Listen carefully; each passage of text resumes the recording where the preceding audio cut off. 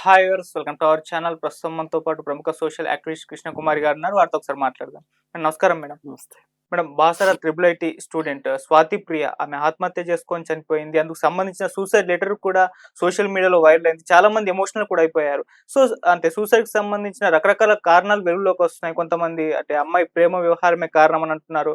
College యాజమాన్యం కూడా ఎందుకు బాధ్యత ఉంది, ఎందుకంటే అంతకుముందు గతంలో 9 మంది విద్యార్థులు అక్కడ సూసైడ్ చేసుకొని చనిపోయారు.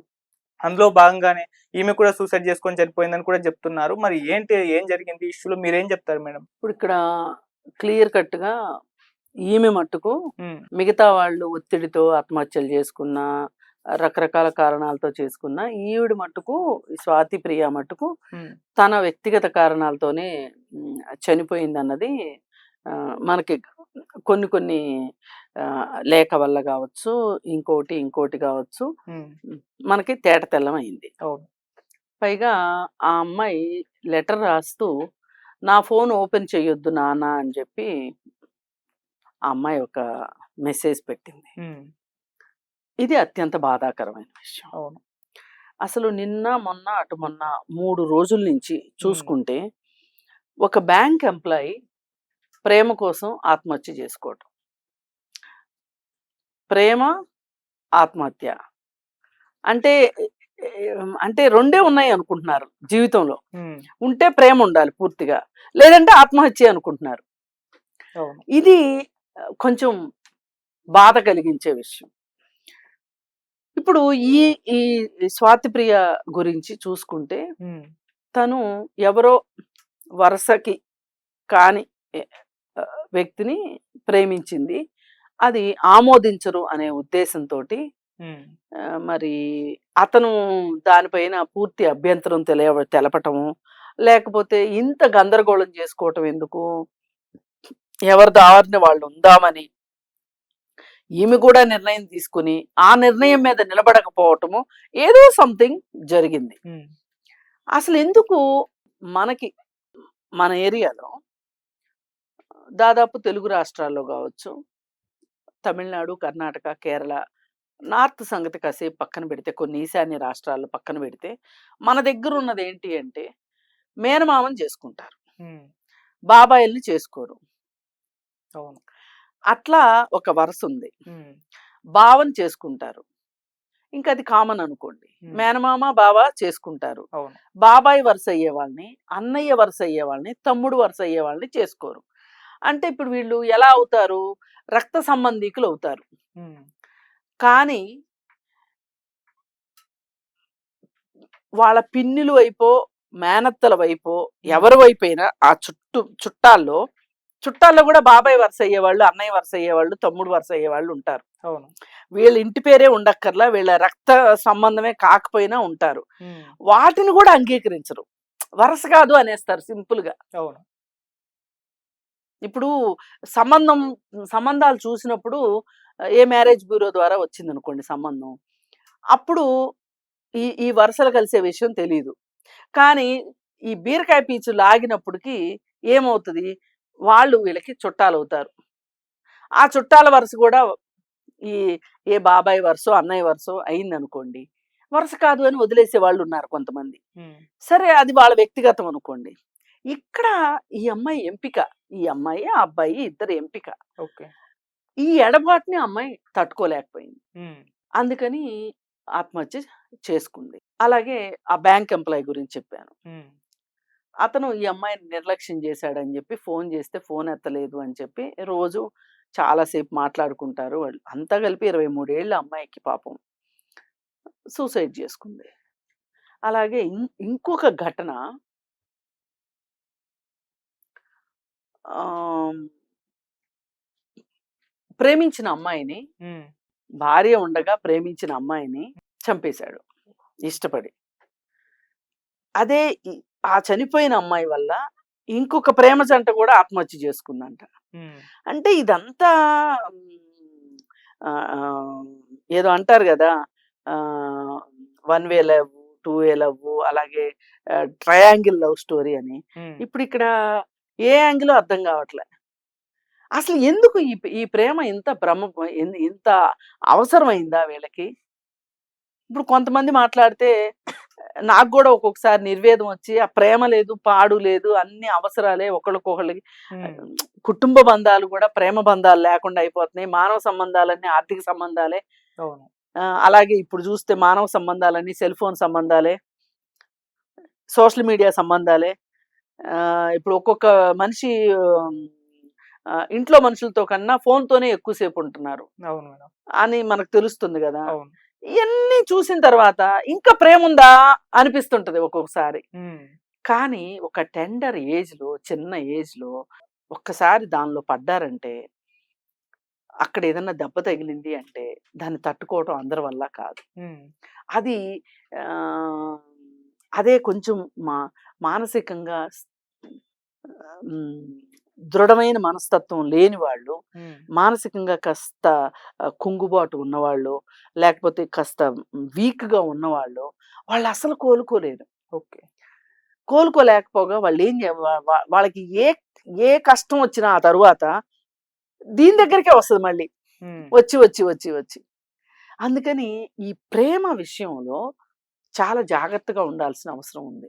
ఓకే. అసలు నన్నడిగితే ఈ ఈ వయసుల్లోది ప్రేమ కానే కాదు. హ్మ్. ఇది ఒక ఆకర్షణ అంతే. హ్మ్. ఇన్‌ఫాక్చుయేషన్ అంటారు గదా! ఆకర్షణే. ఎన్ని సినిమాల్లో చెప్పండి. ఇది ప్రేమ కాదు ఆకర్షణ అని. ఎంతమంది స్నేహితులు చెప్పండి, టీచర్స్ చెప్పండి, లెక్చరర్స్ చెప్పండి. వాళ్ళకెక్కదు. ఓకే. ఇక అదే ఒక మూర్ఖత్వంలో ఉండిపోతున్నారు. హ్మ్. ఓసారి ఎప్పుడో నేను స్కూల్ పిల్లలకి అవేర్‌నెస్ ప్రోగ్రామ్స్ కోసం వెళ్తే, ఏడో తరగతి టీచర్ నన్నడిగింది. కొంచెం వీళ్ళకి ఆహ్, లవ్ లెటర్‌లు, లవ్ అఫెయిర్‌ల గురించి కొంచెం వాళ్ళకి ఇవన్నీ ఇప్పుడే గాదు మీకు అని చెప్పండి అని జెప్పి. అంటే నేను ఆశ్చర్యపోయాను. చిన్న పిల్లలు గదండీ అని. అయ్యో! భలే వాళ్ళే వాళ్ళ నోట్ బుక్కుల్లో లవ్ లెటర్‌లు దొరుకుతున్నాయి. ఒకసారి మేమేదో చూడలేదు అని వాళ్ళ ఇంట్లో వాళ్ళు చూసి టీచర్‌లు ఏం జేస్తున్నారని మా మీద పోట్లాటకొచ్చారు అని జెప్తుంది ఆ టీచరు. హ్మ్. అయితే వాళ్ళకి మనం ఎన్ని రకాలుగా చెప్పాల్సొచ్చిందంటే, మీకు జీవితంలో పైకి రావాలని ఉందా లేదా? మీరు మీకొక గోల్ ఉందా లేదా? మీరేదైనా సాధించాలనుకుంటున్నారా లేదా? హ్మ్. ఇలా ఆహ్, ఒరిస్సా అమ్మాయి ఒక అమ్మాయి కరెక్ట్‌గా అదే టైంలో సీమా దాసో ఏదో ఉంది పేరు. ఓకే. ఆ అమ్మాయి పరుగు పందెంలో పతకం వచ్చింది. హ్మ్. ఆ అమ్మాయికి. వస్తే ఆ అమ్మాయిని ఏమడిగారంటే హ్మ్. "నీకెవరు నేర్పించారు? నీ నీ గ్రౌండ్ ఎక్కడ?" అని అడిగారు. హ్మ్. "మా పొలమే నా గ్రౌండ్" అని చెప్పింది ఆ అమ్మాయి. హ్మ్. అయితే ఏంటి అంటే వాళ్ళ పొలంలో ఆ అమ్మాయి పనులు చేస్తదంట. ఒక పూట స్కూలుకెళ్తదంట, ఒక పూట పనులు చేస్తదంట. ఓకే. పనులు చేస్తుంటే అక్కడ ఇటు నుంచి అటు, అటు నుంచి ఇటు పరుగులు పెడుతూ, పెడుతూ ఉంటే తనకెందుకో ఆ పరుగు చాలా సంతోషంగా అనిపించిందంట. ఇంకా హ్మ్. అలా ప్రాక్టీస్ చేస్తా ఉంది.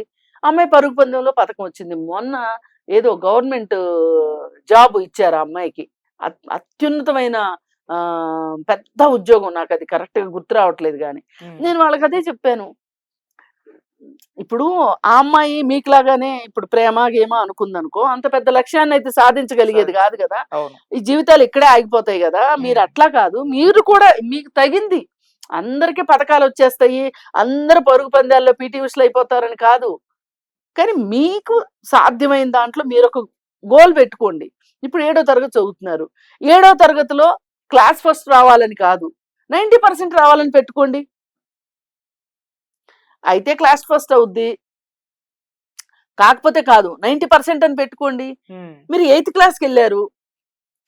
నేను స్కూల్ పుస్తకాలతో పాటు జనరల్ నాలెడ్జ్ పుస్తకాలు చదువుతున్నాను అని పెట్టుకోండి. క్విజ్ కాంపిటీషన్స్ ఉంటాయి స్కూల్‌లో.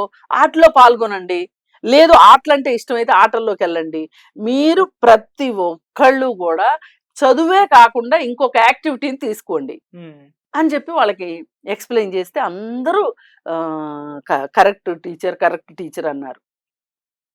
అంటే ఏడో తరగతి పిల్లలే ఈ ప్రేమ గురించి ఆలోచిస్తున్నారు అంటే, ప్రేమ అనబడే ఆకర్షణలకు లోనవుతున్నారు అంటే, హ్మ్. ఇంక ఈ పెద్ద పిల్లల సంగతి ఏంటి చెప్పండి? అవును. ఇవాళొచ్చిన సోషల్ మీడియాకి, హ్మ్. ఇవాళొచ్చిన ఓటీటీ ప్లాట్‌ఫార్మ్స్‌కి, ఇవాళొస్తున్న వెబ్ సీరీస్‌కి, హ్మ్. వీట్లికి ఇంట్లోనే సినిమాలు. అవును. మన ఇంట్లో కూర్చొని మనం సినిమాలు చూసుకోవచ్చు. అదేదో గొప్ప అనుకుంటున్నారు. హ్మ్. కానీ అంత దరిద్రం ఇంకొకటి లేదు. ఎందుకంటే బయట సినిమా హాల్‌లో సినిమా బావుంది అంటేనే ఫ్యామిలీతో ఎళ్తారు. బాలేదు అంటే ఎళ్ళరు. ఓకే. ఇప్పుడు అట్లా కాదు గదా! అది వచ్చి నట్టింట్లో కూర్చుంది.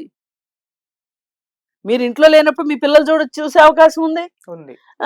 మీ ఫోన్ అక్కడ పెట్టుంటే పిల్లలు తీసి ఫోన్లో చూసే అవకాశం ఉంది. ఇవాళ ఇన్ని రకాలుగా ఈ ప్రేమ గురించిన టాపిక్లు, ప్రేమ గురించిన సబ్జెక్టులు, సినిమాలు ఇవన్నీ ఓటీటీల్లో వచ్చేస్తుంటే పిల్లలకి ఆ రెండు అక్షరాలు తప్పితే ఇంకేమన్నా కనిపిస్తుందా అసలు? లేదు మేడం. లేదో అనుకునేది అదే ప్రేమ అనుకుంటున్నారు. దానికోసమే చచ్చిపోతాం అనుకుంటున్నారు. దానికోసమే చచ్చిపోవాలి అనుకుంటున్నారు. పైగా నా ప్రేమ కోసం ఇంకొకరు చచ్చిపోయినా పర్వాలేదని హత్యలు చేస్తున్నారు. ఆ మధ్య చూసాం కదా, ఇద్దరు బాయ్ ఫ్రెండ్స్, ఒక గర్ల్ ఫ్రెండ్ కోసం ఇద్దరు బాయ్ ఫ్రెండ్స్ కొట్టుకుంటుంటే ఒకడు తెలివిగా ప్లాన్ వేశాడు.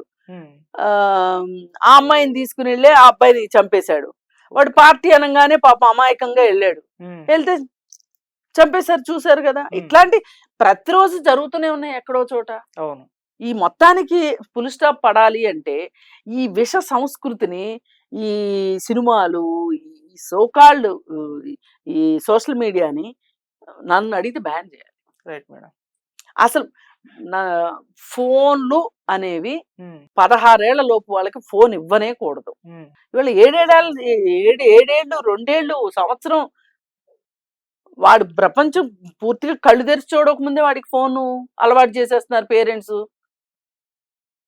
ఇది ఎంత ప్రమాదం చూపిస్తుందంటే, మీకు ఇంకొక 4-5 సంవత్సరాలు ఆగండి, ఈ చిన్నపిల్లలందరూ కాస్త పెద్దాళ్ళు అవుతారు కదా, అప్పుడు తెలుస్తుంది ప్రపంచానికి ఈ ఫోన్ ఎందుకు వద్దు వద్దు, ఆ డబ్బా ఫోనే నయము అని చెప్పి ఎందుకు అంటున్నాము. తల్లిదండ్రులు మరీ ముఖ్యంగా డబ్బా ఫోన్లే పెట్టుకోండి అని చెప్తుంది. అందుకే ఈ దరిద్ర ఫోన్లో చండాలం, ఈ చండాలాన్ని ఇప్పుడు ఆ అమ్మాయి అప్పీల్ చేసుకోవాల్సి వచ్చింది.